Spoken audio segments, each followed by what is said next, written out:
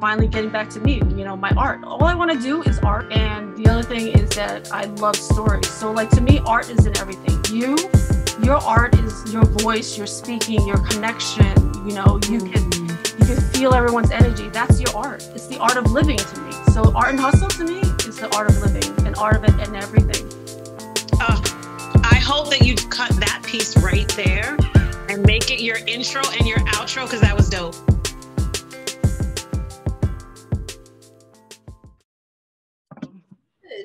Good. Nice to see you again. Nice to see you. Ready. Welcome to the Art and Hustle Gallery of Conversations. Welcome back here, Galina Singer. I'm so happy for you to join us again. And I'm excited for your 100 days. I've listened to a couple of them. And the one that I just listened to was the last two. 8 was a huge one with fatherhood and fathers and the impact of that. And 7 was our relationship and with ourselves and everybody else. And the last one, father, really hits home for me, because I had a very harsh, militant father, and a lot of the things that you were saying, I was just taking my phone and taking note. I'm all of this is all of this I can completely feel and resonate. And that's my journey too, is to fix that relationship with the masculine too. Yeah. Well, the relationship with the masculine is as our relationship with the feminine. I mean, it's all distorted, right? Yeah. And just like men are suffering from their unhealthy and skewed and distorted relationship with the feminine, and even masculine, what's healthy masculine, right? We've lost that. In the same way, we are also, I feel women particularly, we've been kind of pushed to an extreme, almost a caricature of the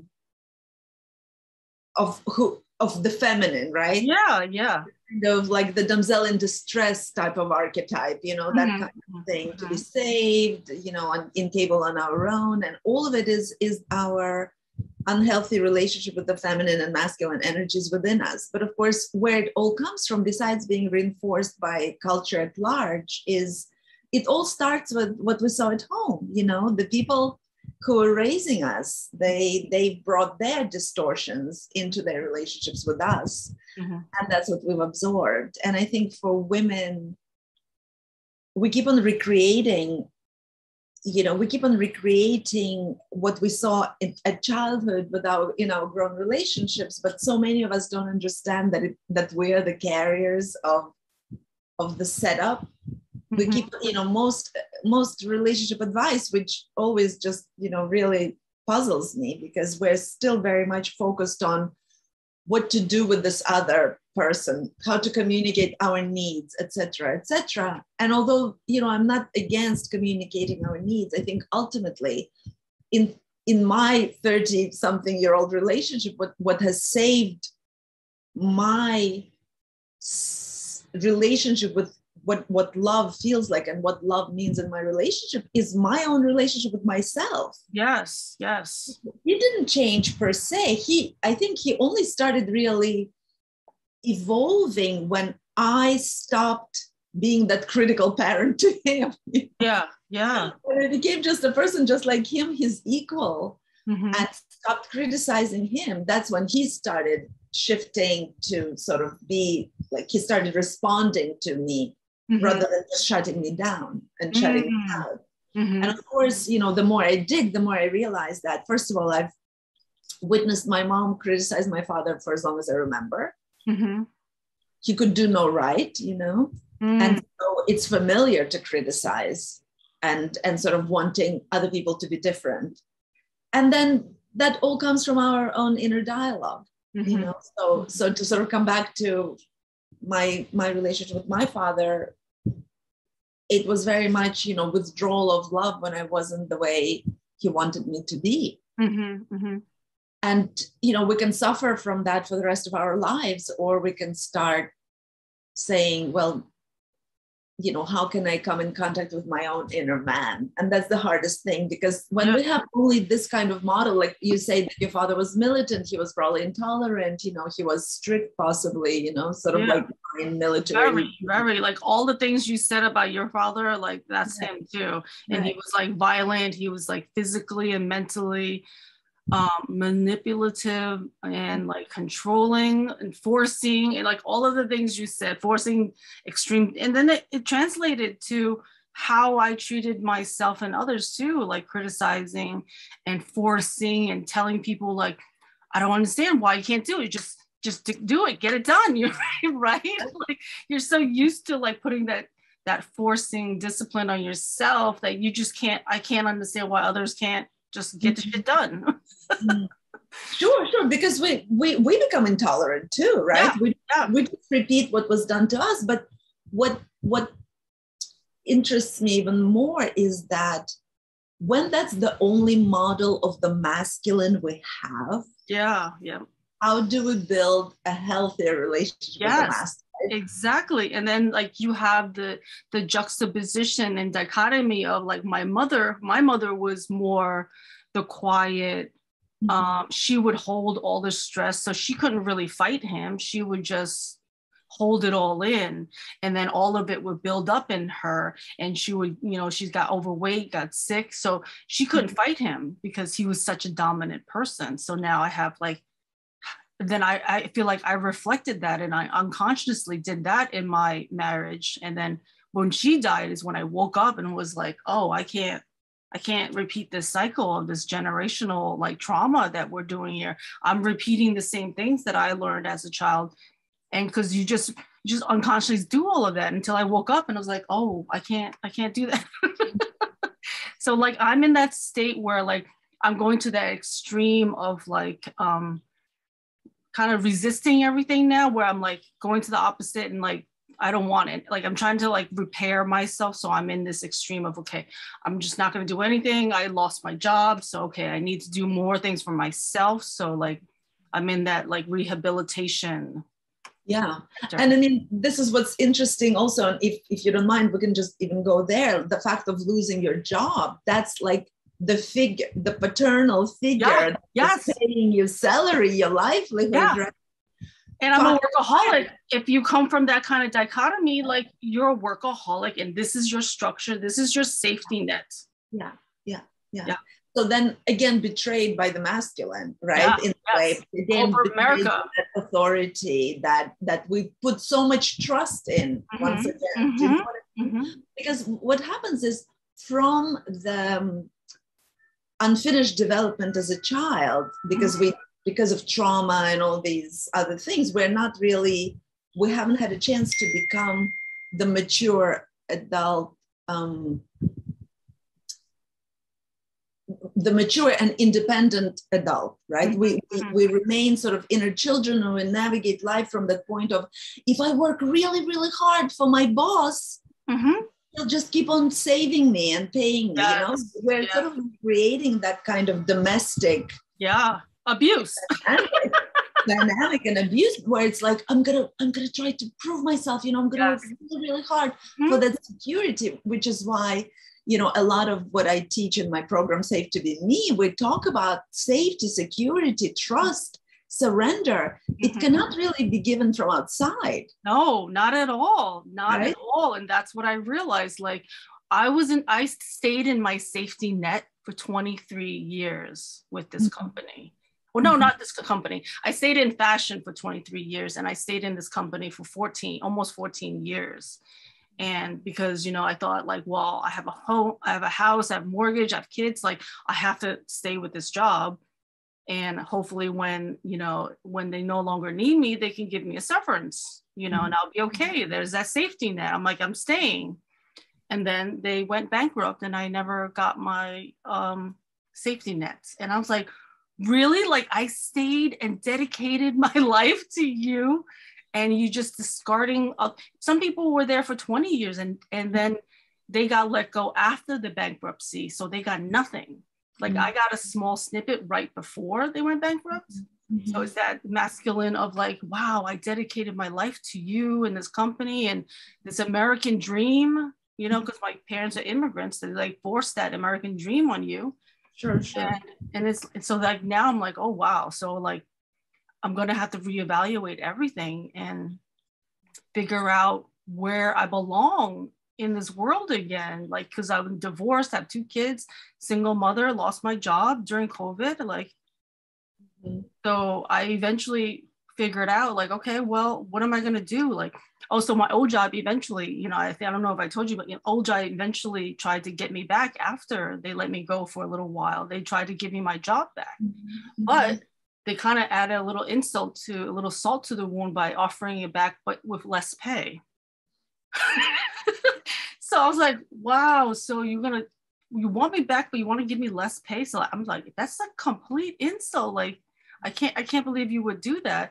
And thank God I had started Airbnb business a month before this happened. So the same week I opened my business for Airbnb, they offered my job back. So I had that crossroad moment where it was like, do I choose myself or do I go back to safety?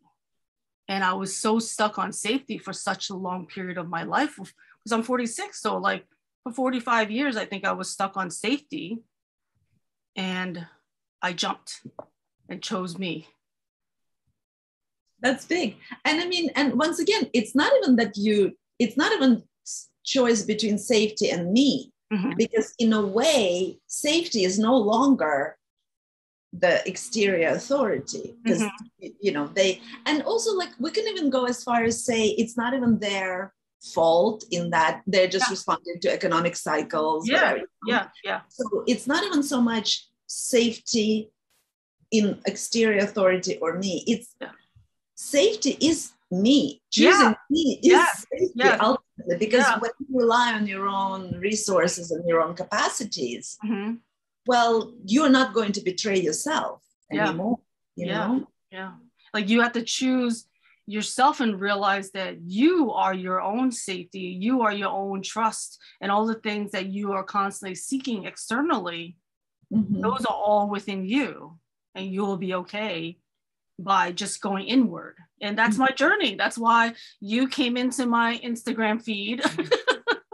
And this is my journey where I'm like going back to myself and kind of jumping into podcasting because I wanted to build a community of artists and art of living. And so this is beautiful. So this is the journey back to myself. Yeah. And I think this is what is happening kind of in the world at large today, right? All the structures that our parents were relying on, all those generations, they are not really as solid as they seemed then, you know? Several generations ago, you could theoretically work 40, 50 years for the same company, move up, you know, get like some kind of a package pension plan or whatever. It really doesn't work for us anymore because, you know, I mean, we've seen so many, even in my lifetime, we've seen so many economic crises already, and it's only the beginning.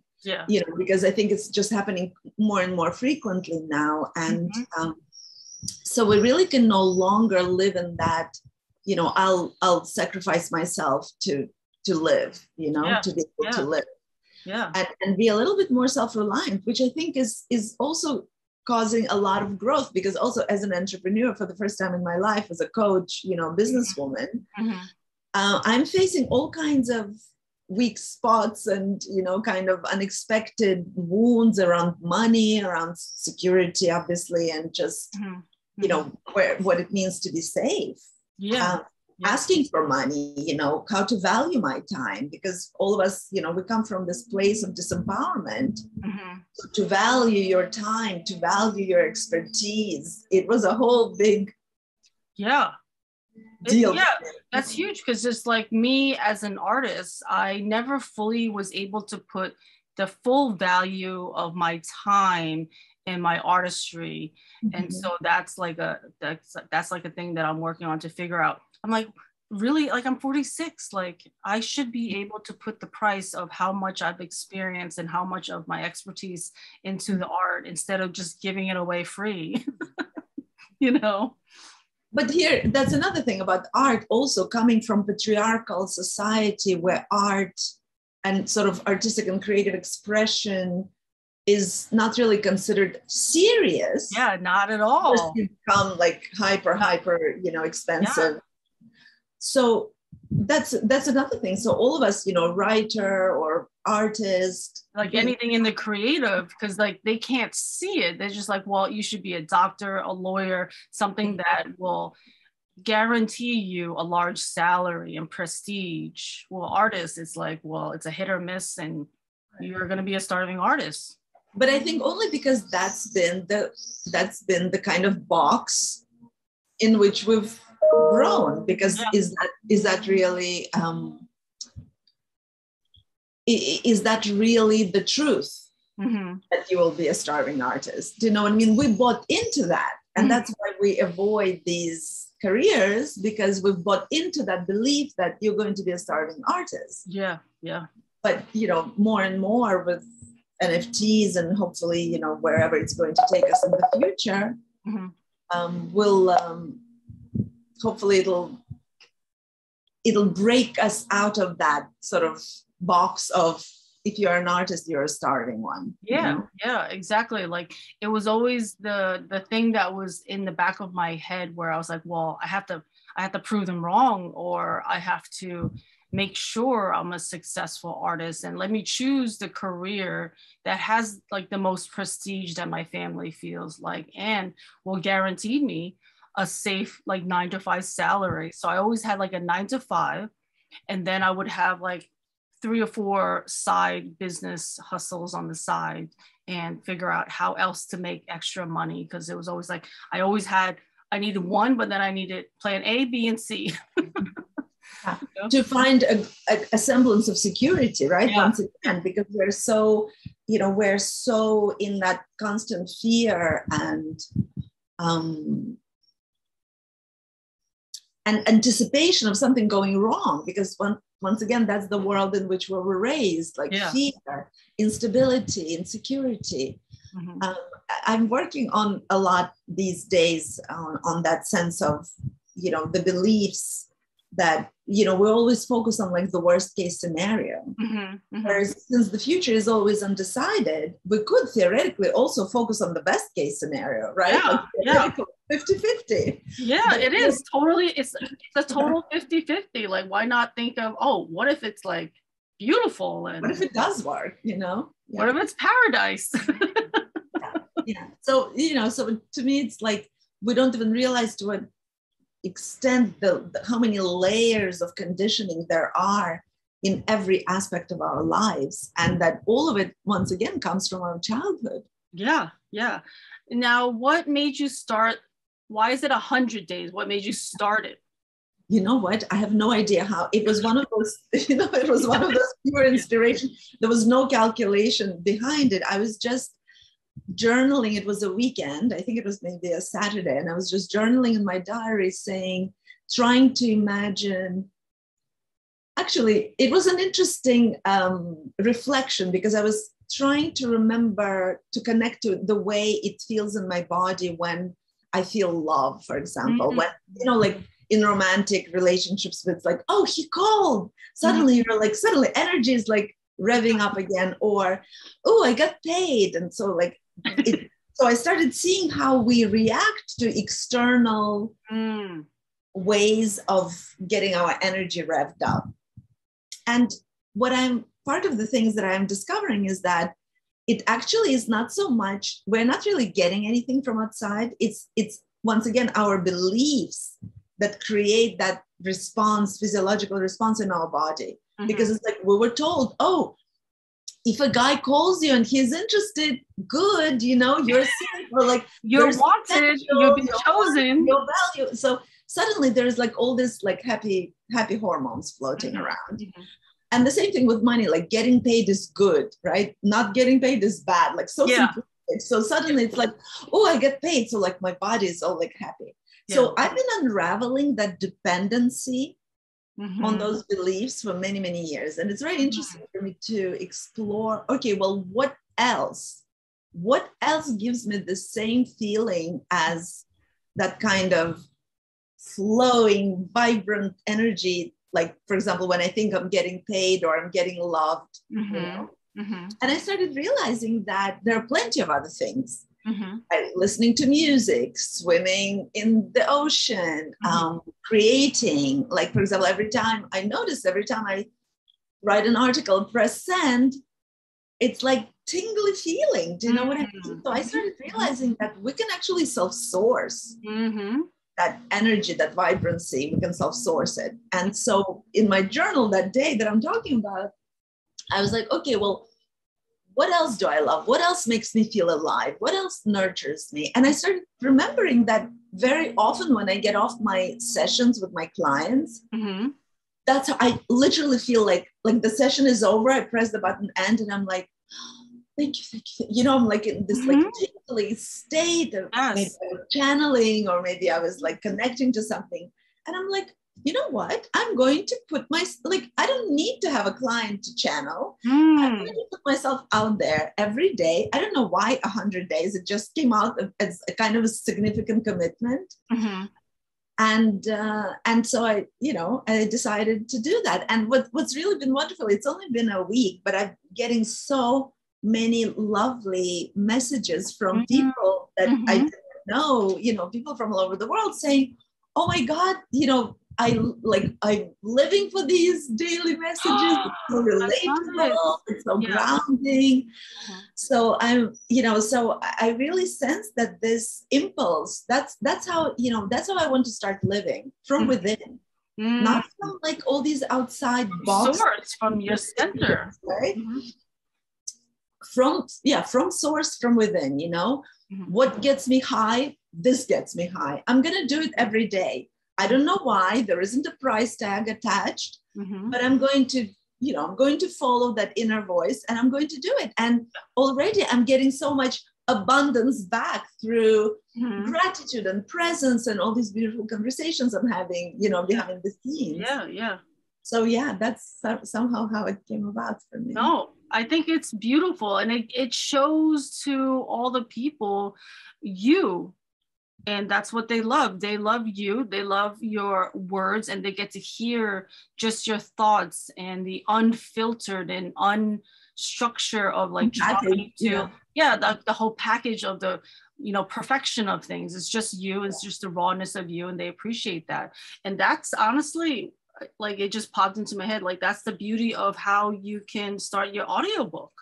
It can be like 100-day audiobook. I think that would be beautiful, because like, as you were talking about fatherhood and all of that, like whatever, like I just love words and, the definition and the special words that really hit home to me. So like, as you were speaking, I'm like, oh, it's just beautiful. Like I said to you before, like when I met you and talked to you, like, your words are like very poetic to me, because there's just special meanings behind certain words that you use that I just love. So I was like, it could be a beautiful 100-day audiobook, right? Yeah. I mean, I am very open, and I believe that when we listen to our inner voice, it cannot lead us astray, So it's an experiment for me as well. And I mean, the next day when I woke up, I was like, oh, what did I do? 100 days. That's like, it's a long commitment, like everyone else. There are days when I'm like, I'd rather hide, there are days that are more difficult than others. And so far, that sort of making myself be visible anyway, there's something good about that, because I think many of us are choosing to hide because we feel that, when I'm not tingly, then I shouldn't be seen. But that's not the truth, because the human experience is the human experience. It's all of it. Yeah, exactly. Like that's beautiful. And I've always wanted to do they do those like 30-day drawing challenges. And I'm always like, I really need to do one. And I'm always like revved up when I hear about it and I see people's posts, and I'm like, I do it. And then the time comes, I'm like, okay, no, I don't have the time. I'm not ready, but I do want to do it in that commitment, because it brings you into the unconscious, and you can just be free and not like worry about too many things. Just do it. Don't think about it. And then beauty will come out from it. I think so. And also to come back to our original conversation today, commitment to me is also our relationship with the masculine. Yeah.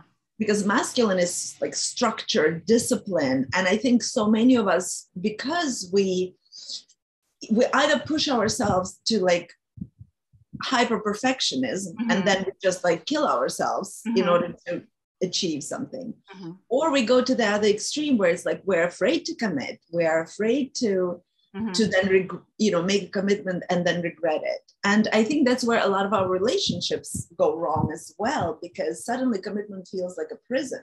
Yeah. And so for me, it was also kind of rehabilitating my relationship with my own masculine, because, I'm trying to look at this commitment of 100 days as a healthy masculine, commitment to my cause, commitment to my mission, commitment to my vision. It's good for me, I'm no longer doing it for anyone else. Yes. I'm doing it for me. So that somehow feels different. Yeah. No, I love it. I love it. I think it's beautiful. And like how people have like books where it's like journaling and like diaries. So like, it can be your diary, audio book of 100 days. Yeah. Like, yeah. I mean, I have no idea where it's going to take me. I'll see. I mean, so far it was just the first week, and I'm like, I have no plan. I don't know. I don't have any structure as to what I'm going to talk about. And the point is to just, speak to what's alive for me today. Yeah. And what's really also interesting is that I really believe in, what's within, so without. And I feel that what I'm going through now, I feel like a lot of other people are going through similar things. So that is why I think so many people are reaching out saying, because I feel like if I'm going through it, chances are they're going through it too, So I think it works like that. Yeah, I think it's beautiful, because then you're nurturing yourself and you're forcing yourself to open up everything. Right? It's like anything goes. There's no holds bar. Like it's like completely open field of any sort of thing you want to talk about. And you never know what beautiful thing will come out of it. So it's great. Yeah, we'll see. We'll see. Yeah, I think it's awesome. And what else have you figured out with like fatherhood and healing and like trying to unpack all of that from somebody who's so dominant? And how do you fully love yourself after that kind of relationship of abandonment too? Yeah, it's tricky. I mean, it requires, I've been an observer of my process for so long. I think that always helps, because you kind of remind yourself that I'm not my thoughts, I'm a larger container. So because I'm a larger container, I can look at my thoughts and sort of analyze them and let them be, and maybe draw some conclusions and maybe observe how it affects my physiological response. But I don't have to be that. Like, I'm not my thoughts necessarily. So being that kind of observer has been super helpful for all kinds of processes for me and for healing. But I think ultimately it's just like any process of reparenting that I teach others. It's, well, what kind of a father would I have wanted? What kind of a father, what kind of a masculine presence would have been healing? And that would be somebody who is, safe in that there isn't the judgment and the criticism, somebody who is a protector, maybe a provider, somebody who can maybe not fix things for me, but rather telling me I believe in you. Because, that's another thing.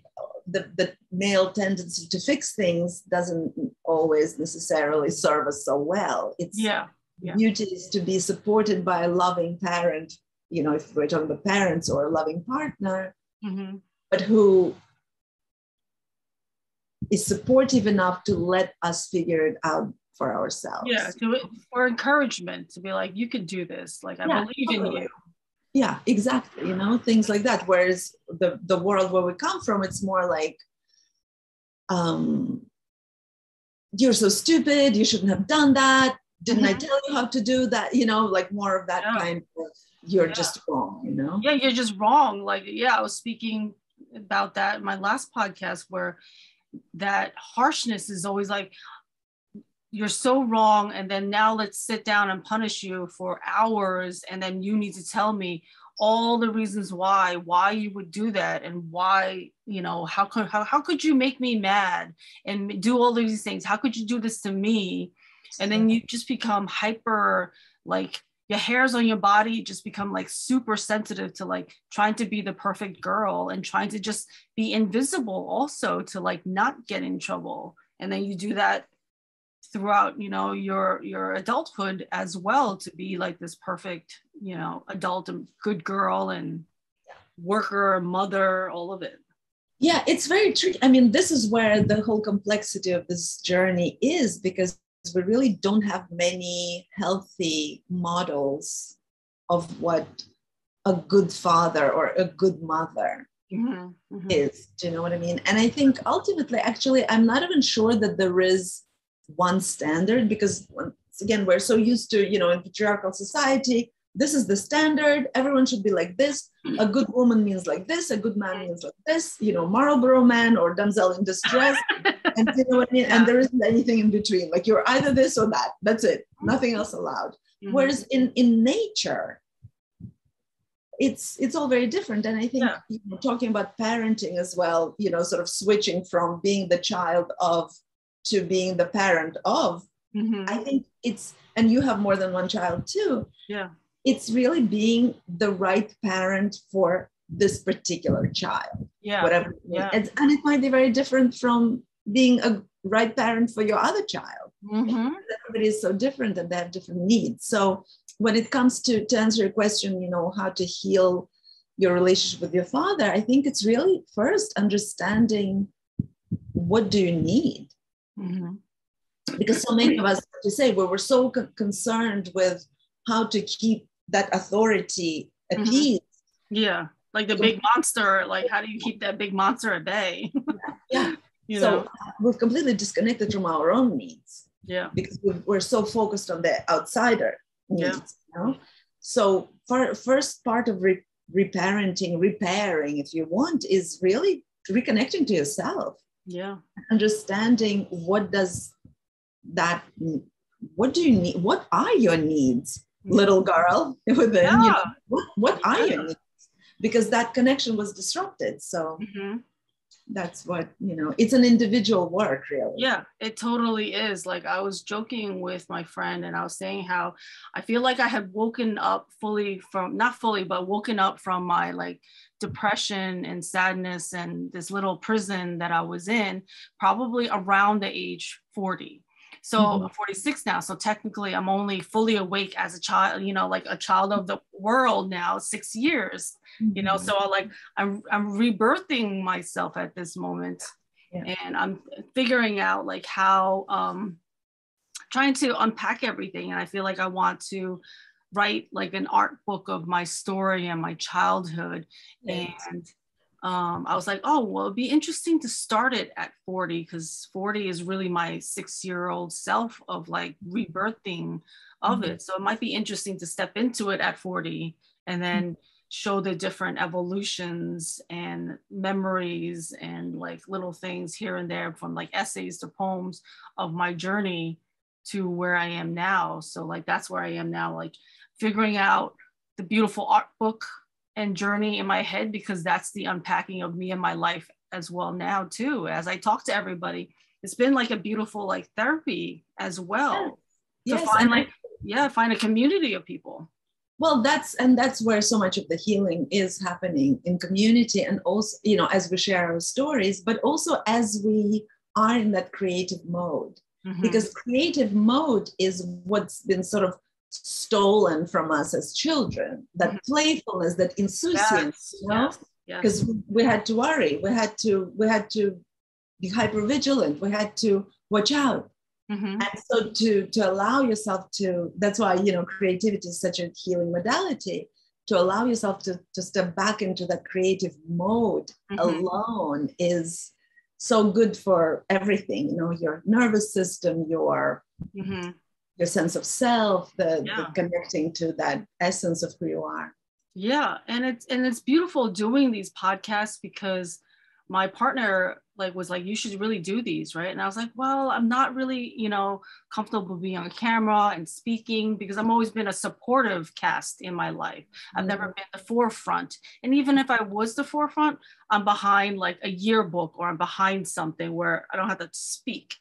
Right. And so the beautiful thing about these is that I'm starting to see myself fully and like myself more as I edit these podcasts, and then I have to watch myself during the edited process, and then I fully see myself when I post it and then see it on TV, because now it's like an outer body experience. And as I see the evolution of beginning from day one, like now I'm at probably close to 70 podcasts that I've edited and put out. So as I see each one, like you start really seeing like, oh, well, you're not that bad. Oh, you're talking well, and you like what you're saying, and the creative process of dissecting it. And then you're like, wow, this was a great conversation. And there were so many beautiful gems in this conversation that I'm so excited for others to be able to hear it, because now they can get into it and get out those gems that they need. And it's like a healing process, one story at a time. Yeah. And we inspire each other. That's what's so, as each one of us dares to be on cameras, each one of us dares to share our story, we inspire others. Yes. And that's the beauty of it. So that's like the art and hustle, to be able to help each other, inspire each other, and lift each other up, right? I love it. I love it. Thank you so much for coming by and speaking to me about this. Anything else happening that you want to share? Any other tips and tricks? It's really, I think, overall, we're just this is the time, right? This is the time. I feel like, I'm leaning toward believing that all of us who are born and living now, we are here to be part of huge changes in society. Yeah. So the fact that so many of us are kind of waking up, that more and more of us, women who used to feel disempowered, afraid of our own voice, afraid to be seen on camera or even in our private relationships, the fact that we're now stepping up and challenging that paradigm, I think is extremely significant. So that is very true. Yeah. So I feel that we're somehow part of a larger evolutionary cycle. And it's time. And it's all started like in the 60s and the 70s when women for the first time tried to, become more outspoken and take our place in society. And I think it's taken these few generations to actually be where we are today. Yeah. And it's beautiful. So we're in the cusp of all of this beautiful, changes happening. I love it. Rebirth. I feel like it's rebirthing and also remembering. Because it's great, right? It's part of who we are. It's just that through conditioning, it's been kind of stripped from us. So to remember ourselves whole, is I think what's actually happening. Yeah, that's beautiful. I had a friend who I reconnected with, and she moved to Hawaii. And I haven't spoken to her in a while. So she was telling me all the things she was doing now. And one of the things that she is doing is like a hypnosis regression session. So she was like offering it to me. I was like, yeah. She's like, let's do a regression session, but we want to remember happy childhood memories, right?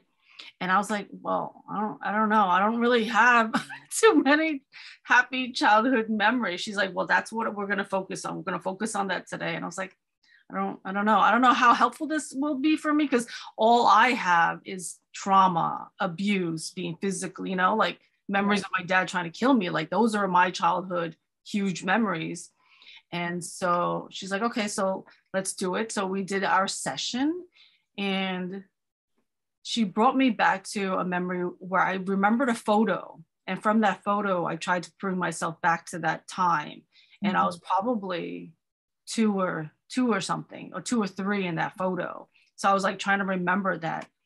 And the main things that I kept wanting to feel at that moment or felt at that moment was that I was enough and that I was loved.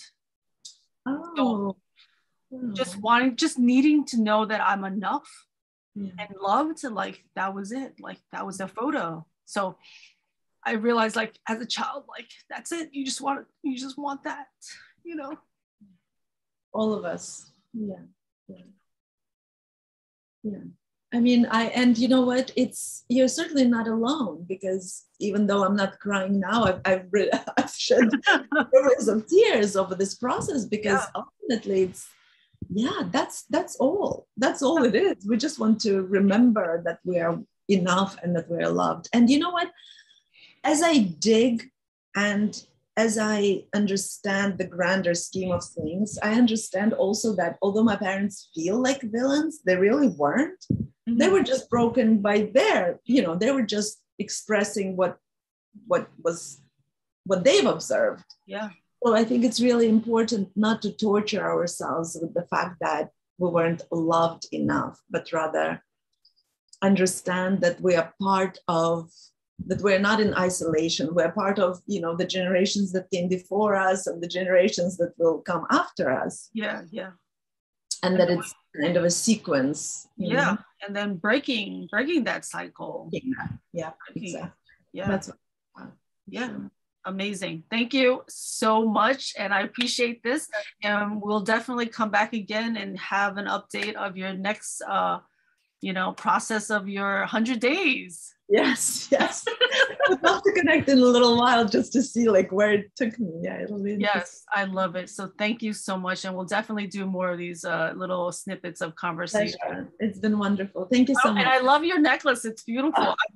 I've been loving chunky necklaces. Yeah. And I actually was going to work with somebody in Maine on a line of jewelry, collaborate with her. And we were talking about chunky that's fun. Jewelry. So this one's beautiful. I love it. I think it's recycled bottles or something. Is it plastic? Yeah, it's plastic, but it's been shaped.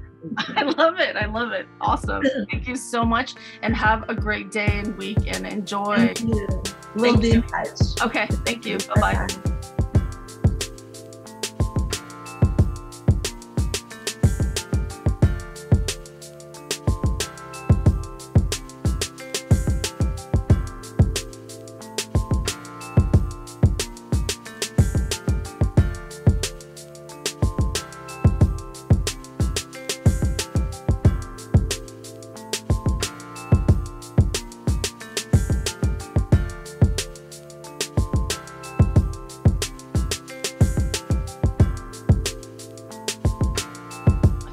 Then it went into finally getting back to me, my art. All I want to do is art. And the other thing is that I love stories. So to me, art isn't everything. Your art is your voice, your speaking, your connection. You can feel everyone's energy. That's your art. It's the art of living to me. So art and hustle to me is the art of living, and art of it and everything. I hope that you cut that piece right there and make it your intro and your outro, because that was dope.